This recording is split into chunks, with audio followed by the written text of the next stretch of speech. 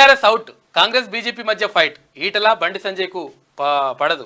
అధ్యక్షుడిగా ఎందుకు తొలగించారో చెప్పాలి. కరీంనగర్కు ఏం చేశావో చెప్పు మంత్రి పొన్నం. తెలంగాణలో బీఆర్ఎస్ అవుట్ అయిపోయిందని, కాంగ్రెస్ బీజేపీ మధ్య అసలు పోటీ అని బీసీ సంక్షేమ శాఖ మంత్రి పొన్నం ప్రభాకర్ సంచలన వ్యాఖ్యలు చేశారు. ఈటల రాజేందర్కు బండి సంజయ్ పడదని, బీజేపీ అధ్యక్ష పదవి నుంచి ఎందుకు తొలగించిందో బండి సంజయ్ చెప్పాలని చెప్పిన. అయితే విషయం ఏంటంటే ఈటల రాజేందర్ గారితో అందరికి పంచాయతీ. ఆయన ఎవరితో చక్కగా ఉండడు. నీతో పనులను సేపు చేయించుకొని కథ పక్కకు పెడతాడు అన్నట్టు. అయితే అట్లా ఈటల రాజేందర్ గారికి శత్రువులు పెరిగిపోయారు.